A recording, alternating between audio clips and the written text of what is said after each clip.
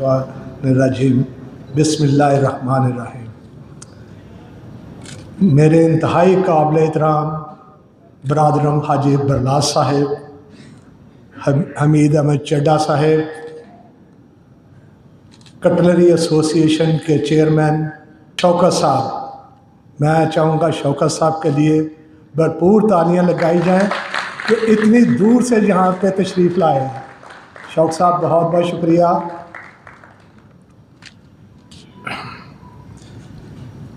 ख्वाजा मसूद साहब, सैयद बरलास साहब और बहुत से नामवर चेहरे मेरे सामने बैठे हुए हैं और खाने के बर्तन भी जो हैं उनकी आवाज़ें आ रही हैं, इसलिए मैं बरलास साहब स्पीच करके आए हैं तो उन्होंने कहा ठीक, मैंने मुझसे स्पीच की है तो मैंने बरलास साहब को कहा बरलास साहब एटमी दौर है, ये लंबे चौड़े धमाके वाली बात नहीं है, जल्दी ख़त्म करना चाहिए।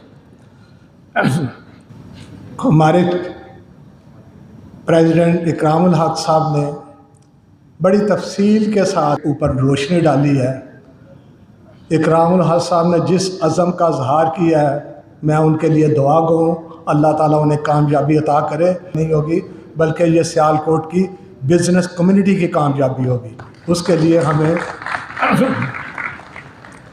मैं दाद देना चाहूँगा, भरपूर दाद आउटगोइंग चेयरमैन कासम सिदरा साहब को, उनकी टीम को, जिन्होंने पूरा साल वाकई बड़ी जान फिशानी से काम किया और ये मैं समझता हूँ कि नौजवान हमारे लिए सरमाया है।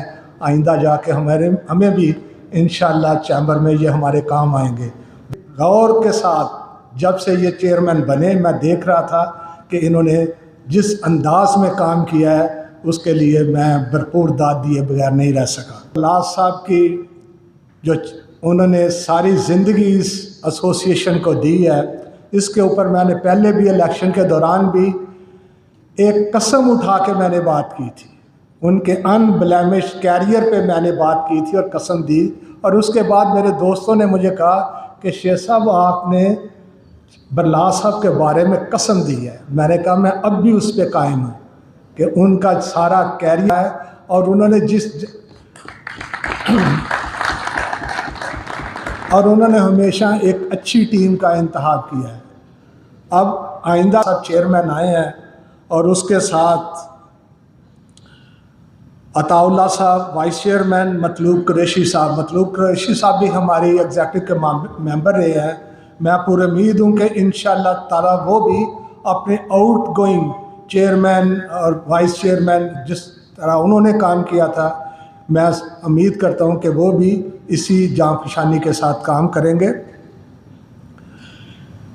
और आज की ये तकरीब उस लिहाज से भी मैं समझता हूँ कि उस बात की गमाजी कर रही है कि इसी एक पंडाल में जो मैंने बरलास साहब के बारे में बातें की, ग्लव्स एसोसिएशन के बारे में बातें की और उसका रिज़ल्ट दोस्तों ने इंतहाई भरपूर तरीके से हमें इलेक्शन में दिया और इतनी बड़ी कामयाबी दी, उसके लिए मैं आप सबका दिल की अथाह गहराइयों से शुक्रगुजार भी हमें उस इलेक्शन में दी।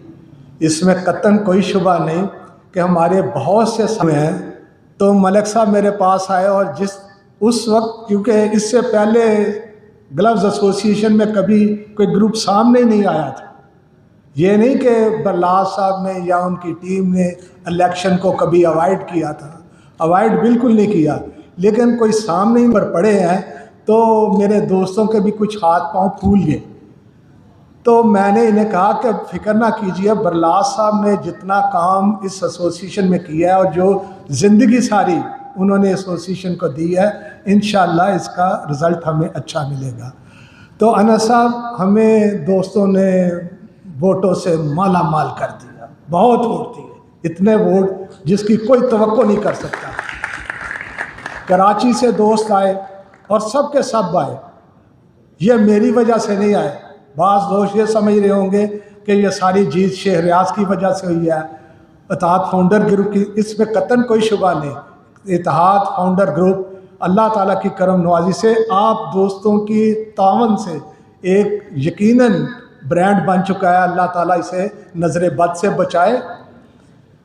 लेकिन इसके साथ साथ जो काम बरलास साहब ने भी किया हुआ है ना, वो किसी से कम नहीं है। और इसी तरह कराची से लोग आए और उन्होंने वोट कास्ट किया। और मैं ये समझता हूँ कि ये जिस अकीदत का इजहार उन्होंने किया है, ये बरलास साहब के ऊपर और मेरे ऊपर एक कर्ज है, और ये कर्ज आप लोगों ने उतारना है। तो लिहाजा मैं अल्लाह ताला करता हूँ कि ये टीम इंशाअल्लाह कामयाब होगी। काम है कि टीम तरतीब देना। आज भी मेरे कुछ रिलेटिव, मेरे नवासे मेरे पास बैठे हुए थे, यहाँ भी तशरीफ़ फरमा है, तो बातें यही हो रही थी। तो मैं उन्हें ये एक बात कह रहा था, मैंने कहा देखें, अच्छी टीम जब बनेगी तो तब भी काम होगा। मैंने कहा मेरा काम जो है वो अच्छी टीम बनाना है। यहाँ पे बैठे हुए हैं तो मैंने उन्हें बिल्कुल इसी अंदाज में कहा, मैंने कहा कि मैं अक्सर सोचता हूँ कि जितने प्रेसिडेंट भी सियालकोट चैम्बर में आए हैं, अगर मैं ये सोचूं कि मैं उस सीट पे बैठ के काम करता तो शायद सब के सब चैम्बर के साबका प्रेसिडेंट मेरे से नंबर ज़्यादा ले जाए। लेकिन एक क्रेडिट ज़रूर जाता है हमें कि हम टीम बनाने में पूरी दयानतदारी के साथ, ईमानदारी के साथ और सूझबूझ के साथ फैसले करते हैं। अभी आपने हमारे पूरी हिस्ट्री है। प्रेसिडेंट साहब आप ही बता दें कितना अरसा लगा आपको प्रेसिडेंट बनने में? 14 साल। 14 साल लगे हैं इन्हें प्रेसिडेंट बनने में। तो मैं ये बात इसलिए कह रहा हूँ कि वो नौजवान जो अब इस नए एग्जेक्टिव में आए हैं, हौसला रखें। इंशाअल्लाह जो भी कॉम्पिटेंट है वो प्रेसिडेंट बनेंगे, लेकिन इसके लिए वक्त चाहिए। बहुत बहुत शुक्रिया, बहुत बहुत मेहरबानी।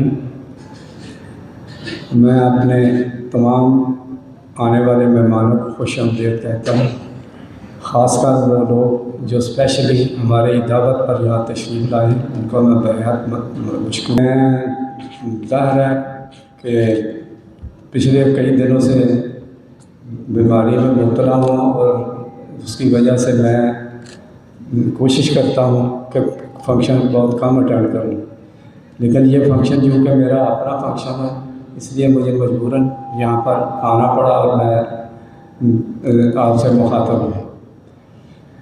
इसके अलावा हमारे चीफ गेस्ट शेख रियाजुद्दीन साहब का मैं खुशामदीद कहता हूँ। उनके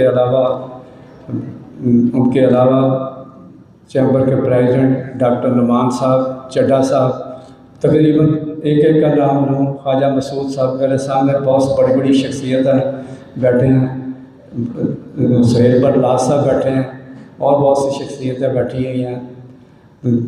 अगर मैं फर्दन नाम लूँ तो मेरा ख्याल है कि आगे ही टाइम कम है और इस टाइम गुज़रते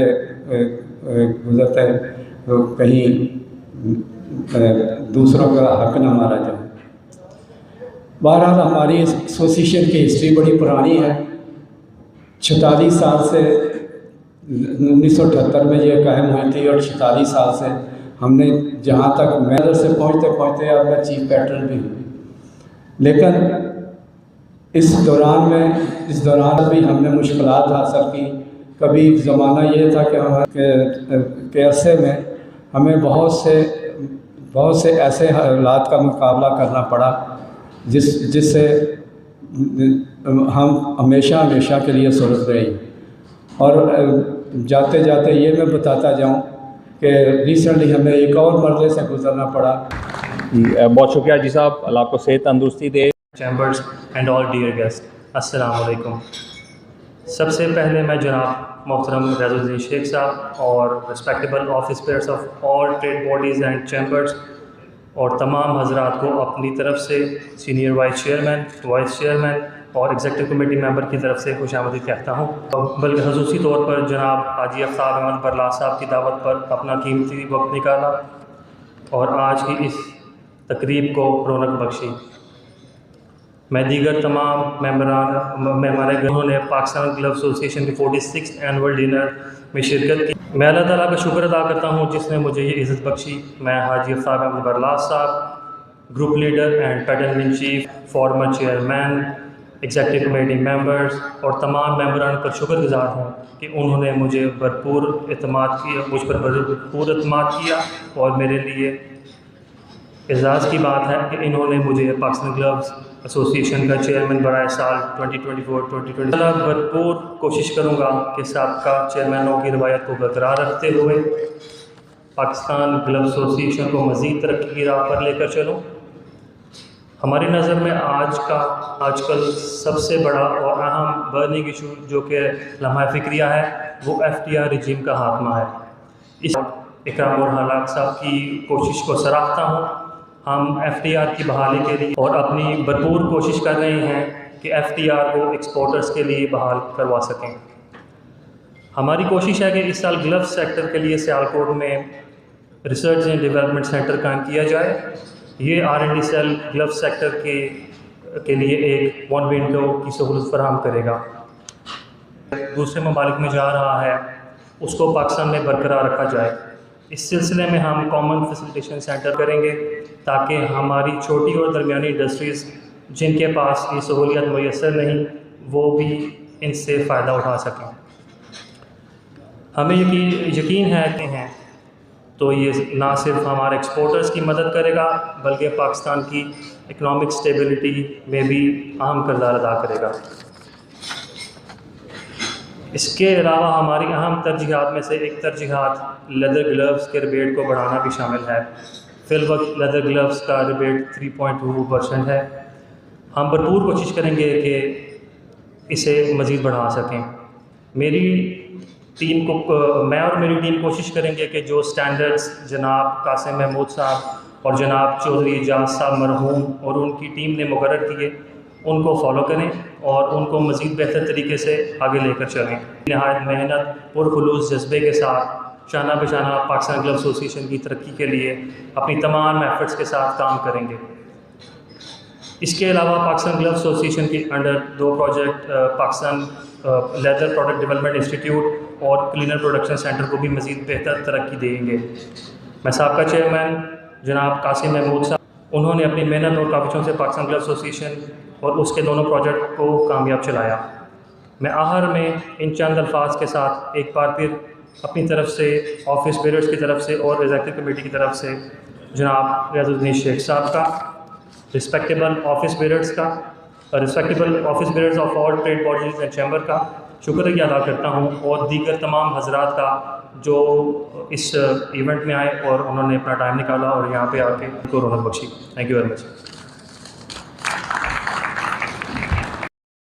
औज़ुबिल्लाहि मिनश्शैतानिर्रजीम बिस्मिल्लाहिर्रहमानिर्रहीम अल्लाहुम्मा सल्लि अला सय्यिदिना मुहम्मदिन व अला आलिहि व सहबिहि व बारिक वसल्लम। आज की तकरीब के रूह रवां हमारे हर दिल अज़ीज़ लीडर और कायद जनाब रियाजुद्दीन शेख साहब, आफ्ताब बरलास साहब, डॉक्टर नुमान साहब, outgoing chairman, his team, outgoing executive body members, incoming chairman अंस बरलास साहब, आपकी टीम और आपकी मजलिस आमला के नए साथी अब्दुल हमीद चड्डा साहब, ख्वाजा मसूद साहब, दीगर मेहमानान गिरामी, अस्सलाम वालेकुम। 46th एनुअल डिनर जिस ज़बरदस्त गैदरिंग के साथ यहाँ सजाया गया, ये इस बात की दलील है कि जो हमारे आउटगोइंग चेयरमैन हैं उनकी टीम है और जो ग्लव्स एसोसिएशन की लीडरशिप है, लोग उससे मुतमईन ही नहीं खुश भी हैं कि कामयाबियां और इसका जो काम करने का तायद करती है। मैं आज मुझसे काफ़ी लोगों ने कहा कि FTR पे ज़रूर बात कीजिएगा। काफ़ी लोग महसूस करते हैं कि शायद हम पीछे रह गए, हम काम नहीं कर सके या हम ने वक़्त पंजाबी च कहते ने खुंजा देता, कोई गाफिल नहीं। एक शेर मैं पढ़ना चाहूँगा इस हवाले से मीर तकी मीर साहब का। मीर आँख जब से लगी है, मीर आँख तब से नहीं लगी। जिस दिन से मैंने चार्ज लिया है, हर रोज़ मिनट नहीं घंटों इस मौजू पे बात होती है और इस पर हम ब्रेनस्टॉर्मिंग करते हैं, मुख्तलिफ़ किस्म की ऑप्शंस को ज़ेरे गौर लाते हैं। बिज़नेस कम्युनिटी के लोगों से, पॉलिटिकल साइड पे, ब्यूरोक्रेसी साइड पे हम इस प्रोसेस को, डायलॉग को बिल्डअप कर रहे हैं और आगे लेके चल रहे हैं। और मैं वसूख से कह सकता हूँ कि खाली सियालकोट में नहीं, पूरे पाकिस्तान में FTR के ऊपर इंशाल्लाह अपना हदफ हासिल करने में कामयाब हो जाएगी। आपसे शेयर करना चाहूँगा कि मैं के साथ गया और हमारा वहाँ जाने का जो मकसद था, FBR की हुकूमत की पल्स चेक करना था, ना कि हम उन्हें मजबूर करने जाते पहली मुलाकात में ही कि हम जो चाहते हैं वो करें, नहीं तो हम धरना दे देंगे। मैं समझता हूँ कि हम इंतहाई कामयाबी से वापस लौटे। उस मुलाकात का लुब्बे लबाब ये था कि हमने अपनी सुनाई, उनकी सुनी और उसमें बड़ी महारत से कोशिश की कि हम जान सकें कि हुकूमत क्या चाहती है, FBR के अहदाफ क्या हैं, IMF की तरफ से जो बताया जा रहा है उसमें किस हद तक बारीकी है और किस हद तक उन मामलात में बिज़नेस कम्युनिटी उस प्रेशर को सस्टेन कर सकती है या नहीं कर सकती, उन चीज़ों को अडॉप्ट कर सकती है या नहीं कर सकती जो नई टैक्स रिजीम में अनाउंस की गई हैं। लेकिन मैं आपको ये बताना चाहता हूँ कि हमने तकरीबन 6 घंटे FBR ऑफिस में गुजारे, बिल्डिंग में गुजारे। चेयरमैन से एक मुलाकात की जो 40 मिनट पर मुहित थी। उसके बाद फॉलोअप मीटिंग हमने उनके मेंबर इनलैंड रेवेन्यू, उसका जो टैक्स का इम्प्लीमेंटेशन है उसको तरतीब देते हैं, उनके साथ की। उनके साथ दीगर FBR के नुमाइंदों के साथ बैठे। वो मुलाकात भी तकरीबन 1 घंटे पे मुहित थी। उस मुलाकात में हमने कोशिश की कि हम कोई फार्मूला तय कर सकें दोनों साइडों पे जो एक्सेप्टेबल हो, लेकिन हम अपने डिमांड से और अपने हदफ से 1 इंच भी पीछे नहीं हटे। हमने चेयरमैन FBR को बावर करवाया कि हम फिक्स टैक्स रजीम की बहाली चाहते हैं। हमारी इंडस्ट्री, हमारे एक्सपोर्टर्स कॉटेज इंडस्ट्री से ताल्लुक़ रखते हैं, स्मॉल एंड मीडियम एंटरप्राइज़ है। 80% हमारे एक्सपोर्टर्स तकरीबन 5 करोड़ की टर्नओवर से नीचे हैं। इनके लिए मुमकिन नहीं है किताबें मेंटेन करना। जो आदत 1991 से लेकर आज तक हमें डाली गई है, हमारी वो मांग थी, क्योंकि हमने गवर्नमेंट को फैसिलिटेट किया था, उन्होंने हमें फैसिलिटेट किया था। हमने उनको उनकी तवक्को से ज़्यादा टैक्स देना शुरू कर दिया और रियल टाइम में देना शुरू कर दिया। सारा पाकिस्तान टैक्स रिटर्न जमा होने के बाद टैक्स अदा करता था, लेकिन हम 1991 से आज तक एट सोर्स और अपनी FOB वैल्यूज़ पे टैक्स कटवाते रहे। चीज़ उनके लिए काबिल सताइश है, लेकिन हमारा बावर कराना उन्हें बहुत ज़रूरी था कि हम तो आपको पूरा साल हेल्प आउट करते हैं, फैसिलिटेट करते हैं, करके देते, जिसके साथ हुकूमत, फाइनेंस मिनिस्ट्री, स्टेट बैंक अपने अहदाफ को पूरा करती। हमने उन्हें इस चीज़ पर यकीन दिलाया कि सियालकोट के एक्सपोर्टर्स पाकिस्तान की खिदमत से पीछे नहीं हटेंगे, टैक्स देने से नहीं घबराते, लेकिन ईज़ ऑफ डूइंग बिज़नेस का माहौल दिया जाए। टैक्स कलेक्शन एट सोर्स करें, लेकिन 1% से 1.25% तक हमें काबिल कबूल है। गुफ्तगू में ये चीज़ भी आई कि अगर ऐसा इस चीज़ की अभी ज़िम्मेदारी नहीं देते। इसी तरह बुक्स ऑफ अकाउंट्स पे हमने उनको थ्रेशोल्ड जो उन्होंने हमें 300 मिलियन का दिया था उस पर बात की। लाइकवाइज मुख्तलिफ सब्जेक्ट्स के ऊपर बात हुई। सियालकोट के कितने एक्सपोर्टर्स हैं, कितने लोग सेल्स टैक्स रिफ़ंड लेते हैं, कितने लोग 3 हैं। टैक्स कलेक्शन के अहदाफ डिस्कस हुए, कितना इकट्ठा करना चाह रहे हैं, कितना उनको मिल रहा है। मैं बड़े मुहतात अल्फाज में आपसे बातें शेयर कर रहा हूँ क्योंकि साल को देख रहे हैं, तमाम ट्रेड बॉडीज़ एक एक करके तशरीफ़ ला रही हैं और अपना अपना मौक़िफ़ पेश कर रही हैं। उस दौरान आप भी सबके साथ मुंसलिक रहिए, बातें शेयर कीजिए, फार्मूला बनाने की कोशिश कीजिए और इस टैक्स रजीम में अगर कोई तजवीज़ बेहतर और आप ला सकते हैं तो वो भी लेके आइए। हमने उनको किसी भी नई तजवीज़ के लिए कोई अंदिया नहीं दिया, लेकिन उनकी तरफ से हमें कुछ ऐसी चीज़ें बताई गई जो कारोबारी बरादरी के लिए, एक्सपोर्टर्स के लिए फ़ायदेमंद हैं, लेकिन हम उन्हें फ़िक्स टैक्स रजीम के अंदर ही रहकर, इसी दायरे में रहकर ही लेना चाहेंगे। ये हमारा मौक़िफ़ था। तो इंशाअल्लाह ताला ये डायलॉग प्रोसेस हमने बिल्ड किया है। हमने इसमें कामयाबी ये हासिल की है कि ऐवानों तक हमारी मौक़िफ़ और हमारी आवाज़ चली गई है।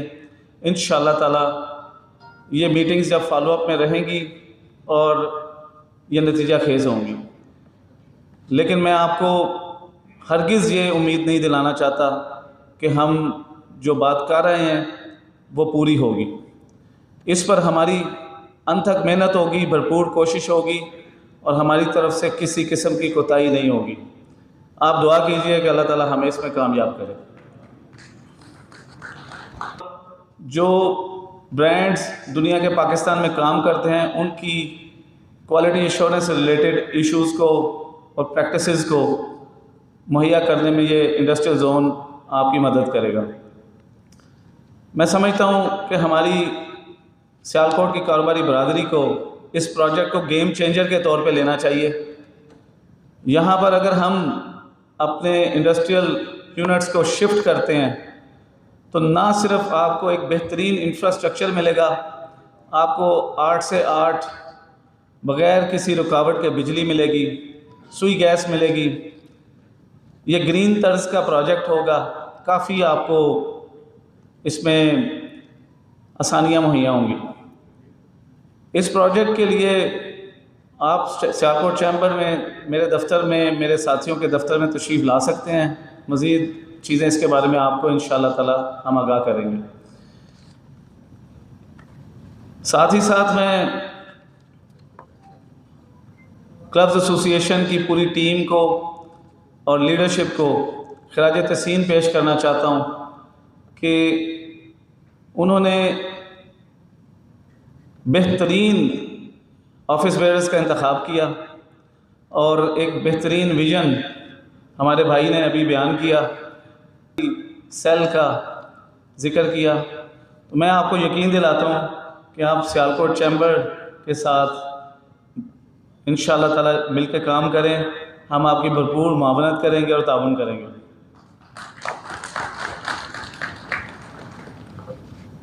मैं जनाब रियाजुद्दीन शेख साहब को खराज तहसीन पेश करना चाहूँगा कि उन्होंने तमाम ट्रेड बॉडीज़ को बशमूल ग्लव्स एसोसिएशन, इन सब को इकट्ठा ऐसे जोड़ के रखा हुआ है कि जहाँ भी हम इकट्ठे होते हैं, जहाँ भी हम बैठते हैं, तो एक फैमिली का एहसास होता है।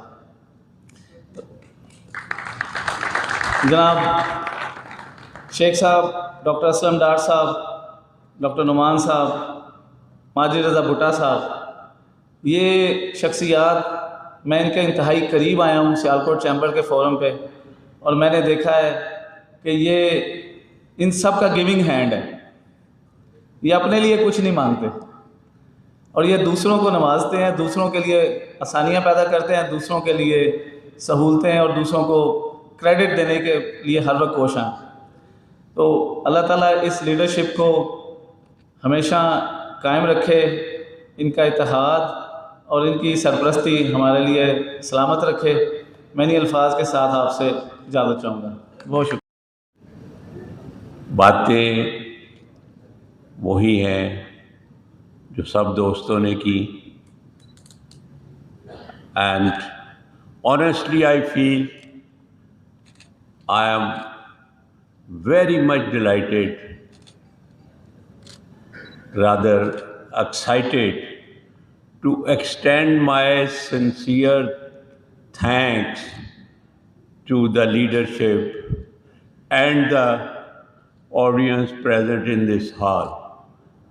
आप यकीन मानिए, आज के मेहमान खुसूसी मोहतरम जनाब रियाजुद्दीन शेख साहब और उनकी टीम,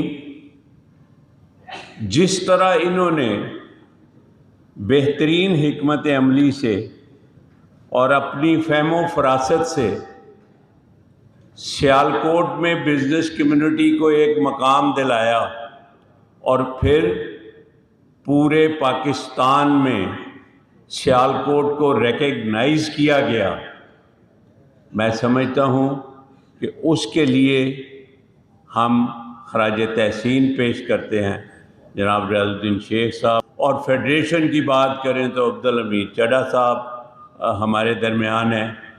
इसी तरह हमारे दूसरे एसोसिएशंस के जो स्पोर्ट्स के भी जो राना नसीर साहब, इरफान साहब, सब दोस्त जो हैं वो हमारे लिए मोहतरम हैं और हम दिल की अथाह गहराइयों से उनके शुक्रगुजार हैं कि वो आज की इस महफ़िल में आए, उन्होंने इसको रौनक बख्शी और इसको कामयाब किया।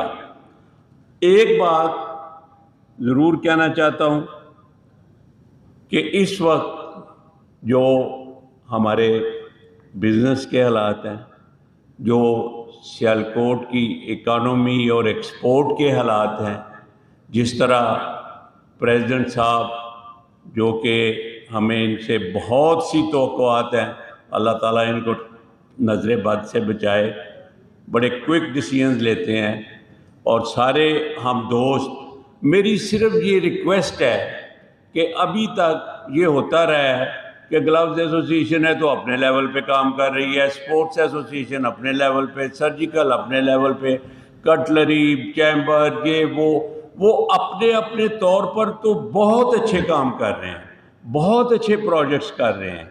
लेकिन अगर हम सब मिल जाएं, हम एक कोर कमेटी बना लें और चैम्बर के अम्ब्रेला के नीचे हम अपनी रेगुलर मीटिंग्स करके अपनी एक पॉलिसी बनाएं, एक स्ट्रेटजी बनाएं कि हमने सियालकोट की एक्सपोर्ट को कैसे बढ़ाना है, सियालकोट के मसाइल को कैसे हल करना है। तो मेरा ख्याल है कि ये नाउ इज़ द टाइम कि हमें ये डिसीजन ले लेना चाहिए कि हम सब मिल के, ऑलरेडी इस पे कुछ काम भी हो रहा है, एक सब मिल के यूनाइटेड होके इस चीज़ को लेके आगे बढ़ेंगे तो इंशाल्लाह पॉजिटिव रिजल्ट्स आएंगे। जो हालात हैं उसमें नो और नेवर वाली बात है। अगर हमने इसको मज़ीद डिले किया, सोच विचार में वक्त ज़ाया किया, तो मेरा ख्याल है कि आने वाला वक्त जो है वो फिर हमारे लिए और ज़्यादा मुश्किलात लेके आएगा। तो once again I am really grateful, बहुत शुक्रिया आप सब दोस्तों का आज की इस मीटिंग को कामयाब करने का, और इंशाअल्लाह ऐसी मीटिंग मुलाकातें होती रहेंगी। Thank you very much. Haji Aftab Barlas साहब, आप कहेंगे इनका शुक्रिया अदा नहीं किया, भाई ये तो होस्ट हैं, इनका फंक्शन है, तो हम तो इनसे कहेंगे कि भैया ये सब दोस्तों का शुक्रिया अदा करें, इनकी घर वाली बात है। थैंक यू वेरी मच जी, बहुत शुक्रिया। जनाब हाजी आफ्ताब अहमद बरलास साहब, patron chief, group leader of Pakistan glove association, तमाम सीनियर मेंबरान Pakistan glove association and former chairman, all honourable chairman of trade bodies और तमाम मोअज़्ज़ज़ हाज़रीन, अस्सलाम वालेकुम। मैं हाजी आफ्ताब अहमद बरलास और तमाम मेहमानान गिरामी को पाकिस्तान ग्लव एसोसिएशन के 46th एनुअल डिनर पर अपनी तरफ से और तमाम एग्जीक्यूटिव कमेटी की तरफ से खुशामदीद कहता हूँ और उनके आने का शुक्रिया अदा करता हूँ कि आप इस मौका पर तशरीफ़ लाए। पाकिस्तान ग्लव एसोसिएशन का क़याम हाजी आफ्ताब अहमद बरलास साहब के अमल में आया। एसोसिएशन आज जिस मकाम पर है, हम इनकी अनथक काविश और एक्स्ट्राऑर्डिनरी एफर्ट्स पर बजा तौर पर फ़ख्र कर सकते हैं और ये हमारे लिए अजीम असासा है। पाकिस्तान ग्लव एसोसिएशन अरसा 46 साल से ग्लव्स $1 है। मैं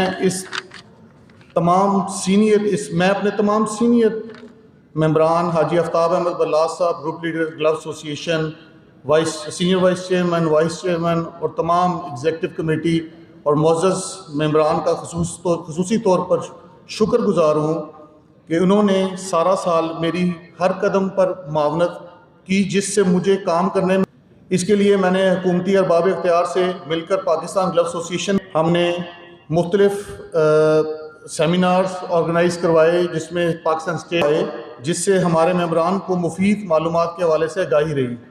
अलावा जी मुख्तलिफ हुकूमती अदारों के साथ जूम मीट सेंटर जो कि सियालकोट की बिज़नेस कम्युनिटी और एक्सपोर्टर की सहूलत मुहैया करता है का दौरा किया।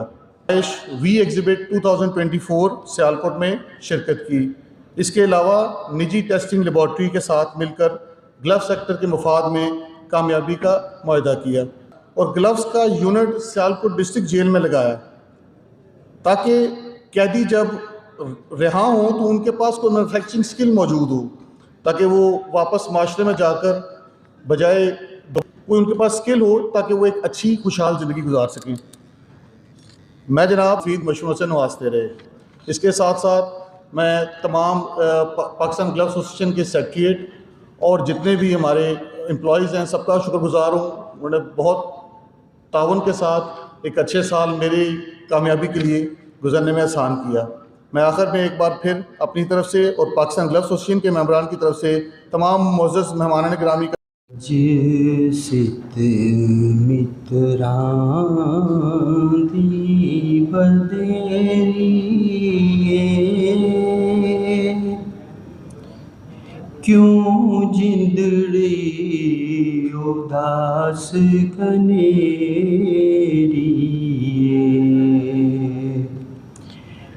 लों लों विच शौक चंगेरी अज नैना लाया क्यों झड़ियाँ मुख चंद बदल शाशानी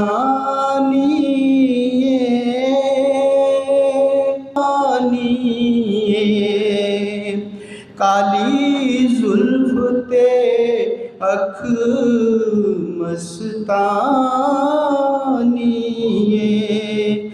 महमूर अखी हुन मद बरिया किथे मेर अली किथे तेरी सना गुस्ताख अखियाँ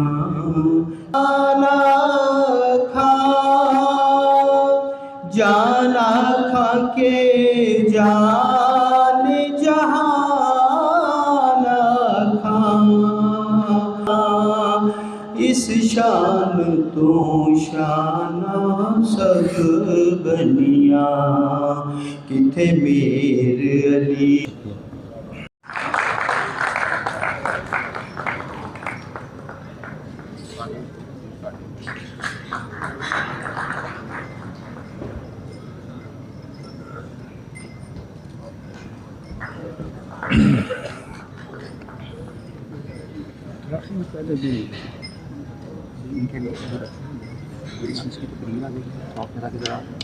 डिवाइड हो जाएंगे तकरीबन।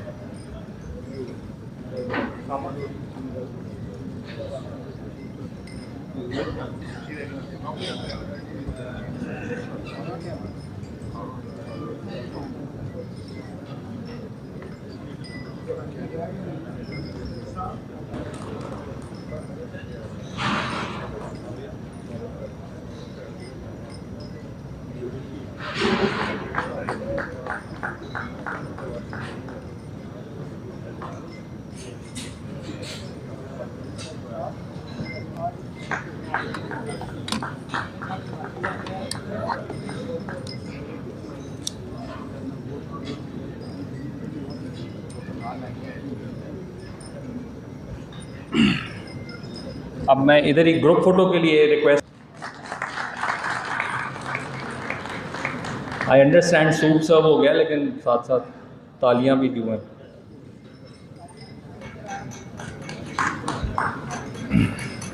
अरसलान शेख साहब इज़ नॉट फीलिंग वेल, हमारी दुआ है अल्लाह उनको जल्द अज जल्द सेहत तंदुरुस्ती अता।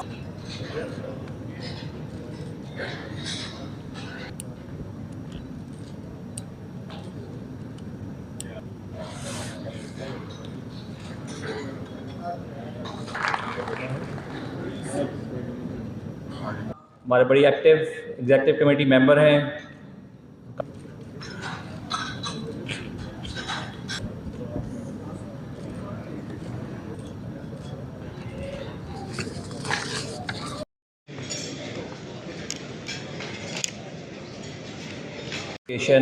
की फुल सपोर्ट आपके साथ है as far as any issue is concern, no matter it's FTR और एनीथिंग एल्स। और हमें पूरा यकीन है कि आपकी काविशें रंग लाएंगी और जो इस वक्त सियालकोट के चैलेंजेस हैं उसे हम बखूबी जो है निकल सकेंगे।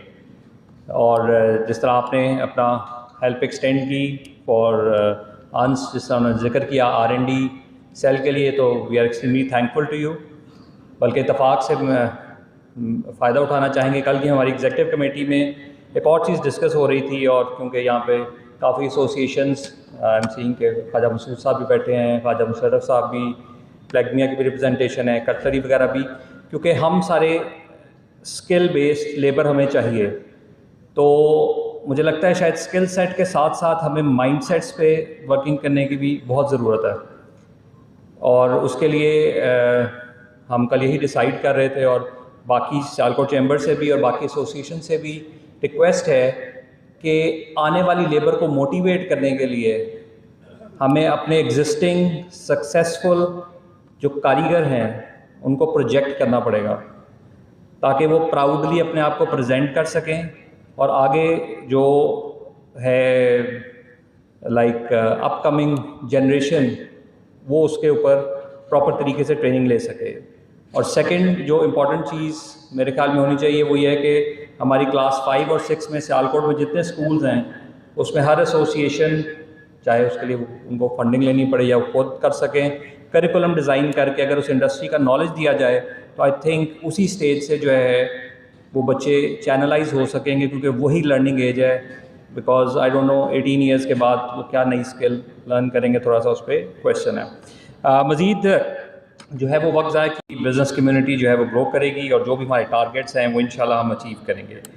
अब मज़ीद वक्त ज़ाया किए बगैर मैं रिक्वेस्ट करूँगा हमारे फॉर्मर चेयरमैन मलिक नसीर साहब से कि वोट ऑफ थैंक्स के लिए काइंडली स्टेज पर तशरीफ़ लाएँ।